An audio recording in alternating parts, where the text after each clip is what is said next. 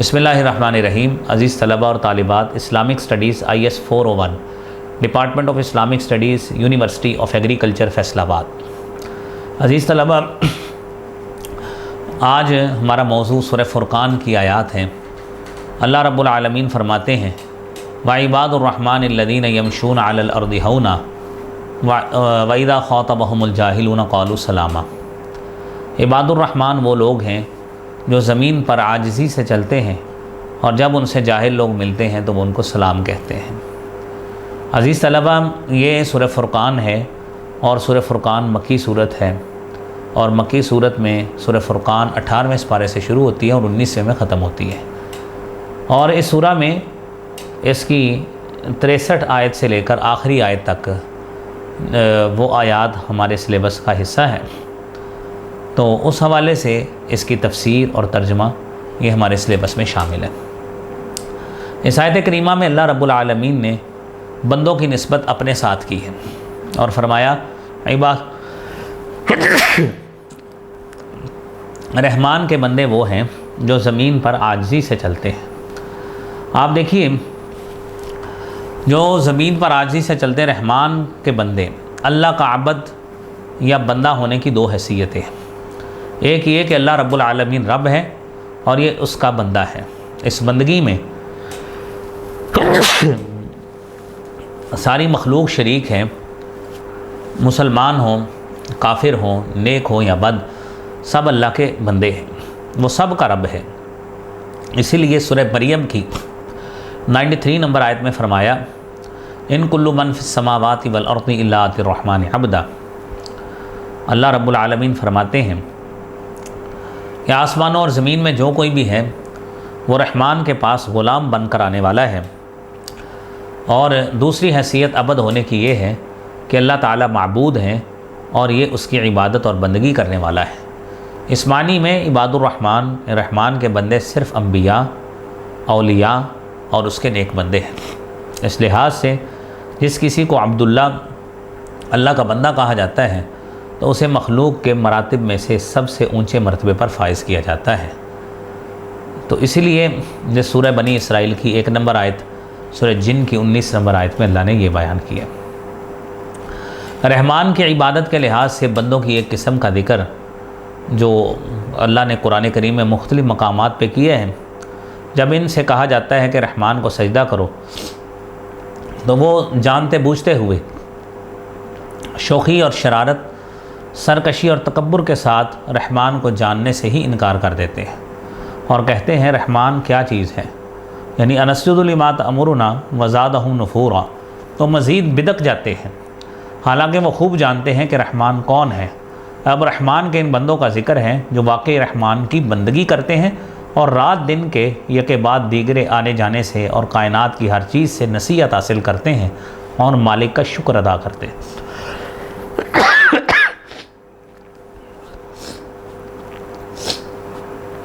सूरह फुरक़ान की 62 नंबर आयत में फ़रमाया, लिमन अराद अन यज़्ज़करा व अराद शुकूरा, इसके लिए जो चाहे नसीहत हासिल करें या जो कुछ शुक्र करना चाहे। ये उनकी इन सिफ़ात का ज़िक्र है जो रहमान की बंदगी से पैदा होती, जिनसे वो लोग सरासर महरूम रहते हैं, जो रहमान को सजदा करने के हुक्म पर सरकशी और नफ़रत का इजहार करते हैं और ना नसीहत हासिल करते हैं ना शुक्र अदा करते हैं।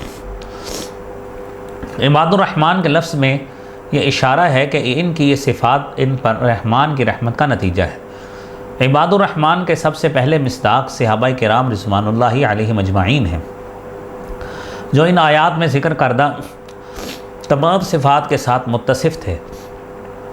जिस तरह बताया गया, अशिद्दाउ अलल कुफ़्फ़ार रुहमाउ बैनहुम तराहुम रुक्अन सुज्जदा, कि आप उन्हें देखेंगे, सूरह फतह की 29 आयत है कि आप उनको देखेंगे ये रुकू सजदे करते, यब्तगून फ़ज़लन मिनल्लाहि व रिज़वाना, अल्लाह का फ़ज़ल तलाश करते हैं, रहमत तलाश करते हैं। तो क़यामत तक आने वाले मुत्तकी मोमिन इसके मिस्दाक हैं। इस तरह इबादुश शैतान के सबसे पहले मिस्दाक अबू लहब, अबू जहल और उनके साथी हैं। इसके बाद क़यामत तक आने वाले तमाम कुफ़ार फुज्जार लोग इसमें शामिल हैं। इबादुर्रहमान के सिफ़ात जो इस मुकाम पर बयान हुई हैं 4 किस्म की हैं।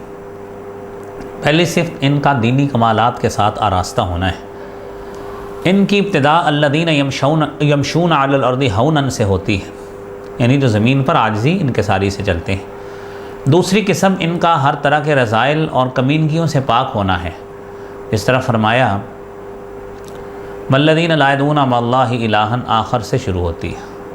اور تیسری قسم ان کا اسلام کے احکام پر کاربند ہونا ہے، اور ان صفات کا ذکر آیت نمبر 64 والذین یبیتون لربہم سجدا وقیاما، آیت نمبر 67 اذا انفقوا لم یسرفوا ولم یقتروا، آیت نمبر 68 والذین لا یقتلون النفس التی حرم اللہ، اور اسی طرح آیت نمبر 72 والذین لا یشہدون الزور۔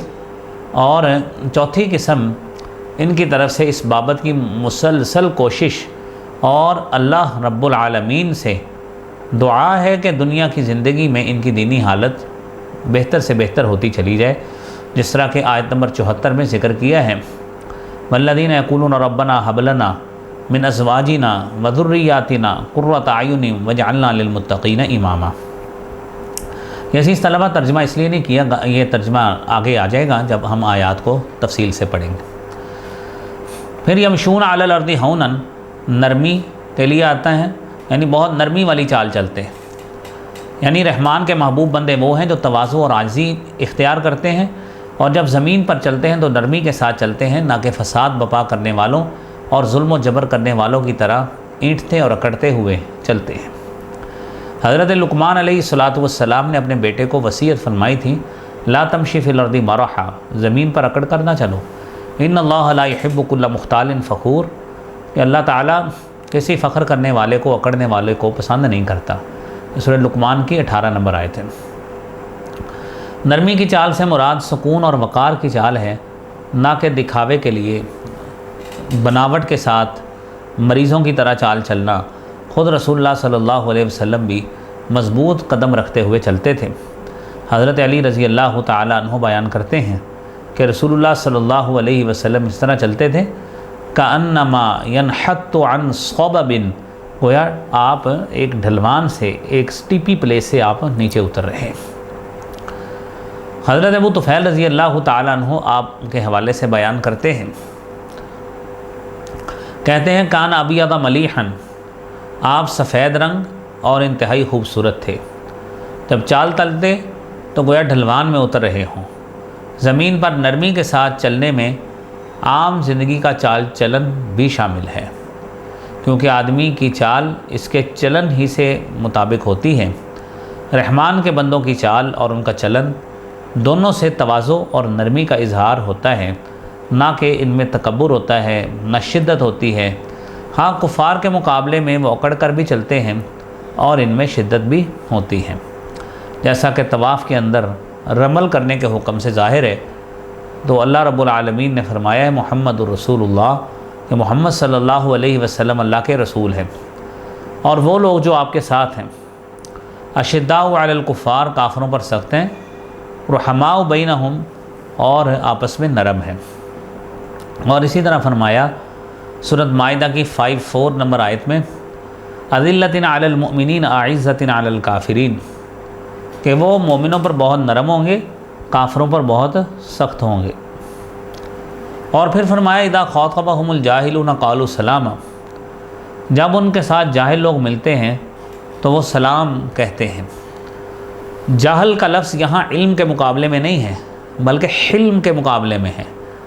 جاہلون کے لفظ سے یہ بات سمجھ آ رہی ہے کہ عباد الرحمن لوگوں سے ہمیشہ علیحدگی اور ترک کلام نہیں کرتے، بلکہ صرف ان کی جہالت اور اکھڑ پن کے رویے پر انہیں ترکی بترکی جواب دینے اور جھگڑنے کی بجائے سلام کہہ کر گزر جاتے ہیں۔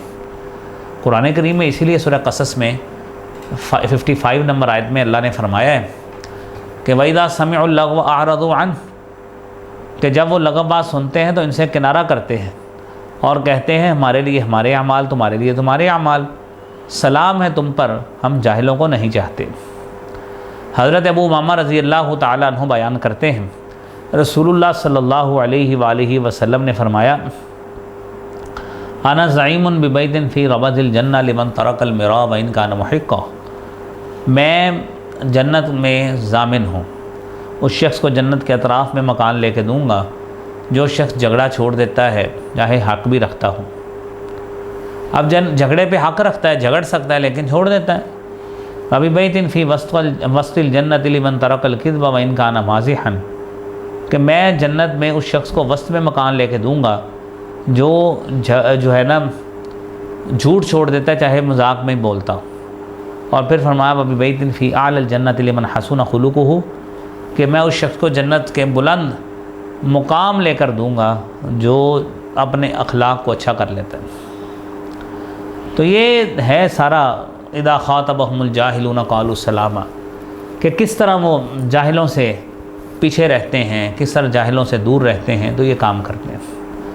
آگے آیت نمبر 64 ہے، والذین یبیتون لربہم سجدا وقیاما، وہ لوگ جو اپنے رب کے لیے سجدہ اور قیام کرتے ہوئے رات گزارتے ہیں۔ پچھلی آیت میں لوگوں کے ساتھ ان کے معاملے کا ذکر تھا، اس میں اپنے رب کے ساتھ ان کے معاملے کا ذکر ہے۔ امام حسن بصری رحمۃ اللہ علیہ نے فرمایا کہ پچھلی آیت میں ان کے دن کا ذکر ہے اور اس آیت میں ان کے رات کا ذکر ہے۔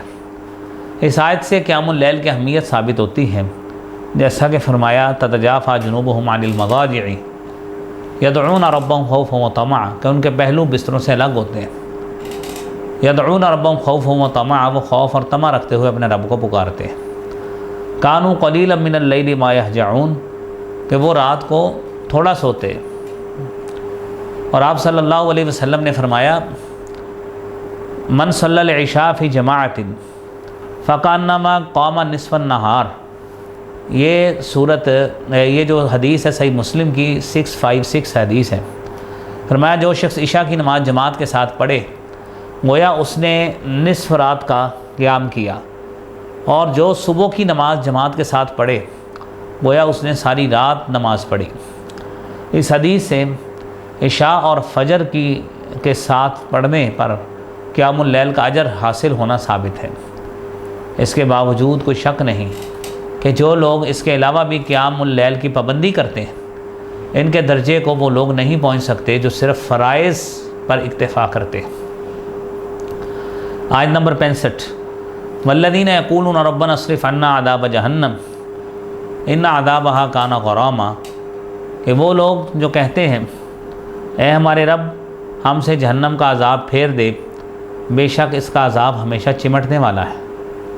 مخلوق اور خالق کے ساتھ اپنا معاملہ درست رکھنے کے باوجود ان میں غرور یا خود پسندی کا شائبہ تک نہیں ہوتا، بلکہ وہ اپنی کوتاہیوں کی وجہ سے اپنے آپ کو عذاب کا مستحق سمجھتے ہوئے ہمیشہ اللہ تعالیٰ سے اس کی رحمت اور عفو اور درگزر کے طلبگار اور عذاب جہنم سے بچنے کے خواستگار رہتے ہیں۔ سورہ مومنون کی 60 نمبر آیت ہے، والذین یؤتون ما آتوا وقلوبہم وجلۃ انہم الی ربہم راجعون، فرمایا کہ وہ لوگ جنہوں نے کچھ دیا اور اس حال میں دیتے ہیں کہ ان کے دل ڈرنے والے ہوتے ہیں، ان میں ان کی یہی کیفیت بیان ہوئی جیسا کہ سورہ زاریات کی 17 اور 18 نمبر میں، کہ وہ رات کو بہت تھوڑے حصے میں سوتے تھے اور رات کی آخری گھڑیوں میں وہ بخشش مانگتے تھے۔ اس میں مذکور ساری رات کے قیام کے بعد سحریوں کے وقت استغفار کا باعث بھی انہی کا احساس ہوتا ہے۔ پھر فرمایا ان عذابہا کان غراما، بے شک اس جہنم کا عذاب چمٹنے والا ہے، کہ جس طرح مقروض جب تک قرضہ ادا نہ کرے تو اس کی جان نہیں چھوٹ سکتی، تو اسی طرح یہ عذاب بھی ایسے ہی۔ پھر فرمایا آیت نمبر 66، انہا سات مستقر و مقامہ، بے شک وہ جہنم بری ہے جگہ ٹھہرنے کی اور اقامت کی جگہ۔ دیکھیے مستقر ہوتا ہے ٹھکانہ، جس میں بندہ مستقل رہائش اختیار کر لے، وہ ہے مستقر۔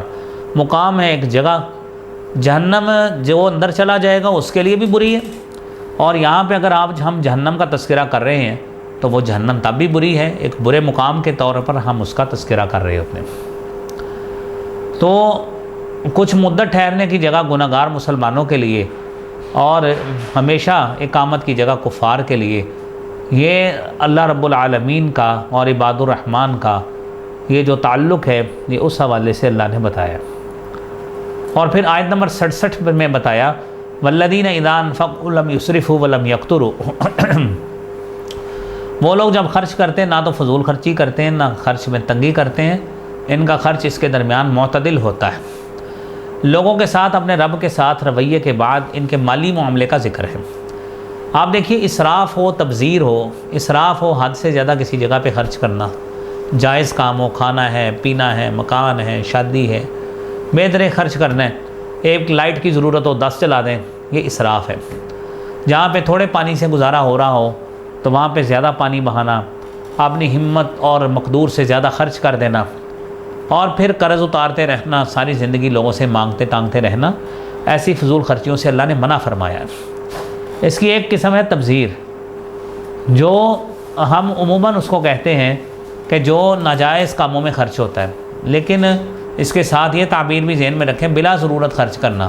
مثلا دن کے اندر آپ سٹریٹ لائٹ جلائی رکھیں، ضرورت نہیں ہوتی، دن کو گلی میں لائٹ جلائی رکھیں، سارا دن پانی کھلا رکھنا، اور ناجائز کاموں میں کرنا، شراب ہے، زنا ہے، جوا ہے، گانا بجانا ہے، آتش بازی ہے، ایسے کاموں پر خرچ کرنا حرام ہے۔ تو اس چیز کو سمجھنا چاہیے۔ تو لہذا یہ جو ہے نا، خرچ میں تنگی کرنا، شدید بخل کرنا، اور مقدور ہوتے ہوئے بھی ضرورت سے کم خرچ کرنا، مال کو جوڑ جوڑ کر رکھنا، اپنی ذات اور اہل و عیال کی جائز ضروریات میں بخل کرنا، اسراف کے درمیان کی صفت کا نام اقتصاد ہے، جو میانہ روی بتائی گئی۔ یعنی اتنا خرچ کرنا جتنی ضرورت ہے اور جتنی ہمت ہے، اللہ نے اسے بین ذالک قوامہ کے لفظ سے تعبیر کیا ہے، جس طرح کہ سورہ انعام کی 142 نمبر آیت میں بھی ذکر موجود ہے۔ تو اس لیے یہ باتیں جو یہاں پہ بیان کی گئی ہیں، یہ مختصر تشریح ہے۔ عزیز طلبہ، امید ہے کہ آپ کو یہ سن کر یہ اس حوالے سے کچھ انسائٹ ڈیولپ ہوگی۔ اللہ کریم ہمیں عمل کی توفیق عطا فرمائے۔ وآخر دعوانا ان الحمد للہ رب العالمین۔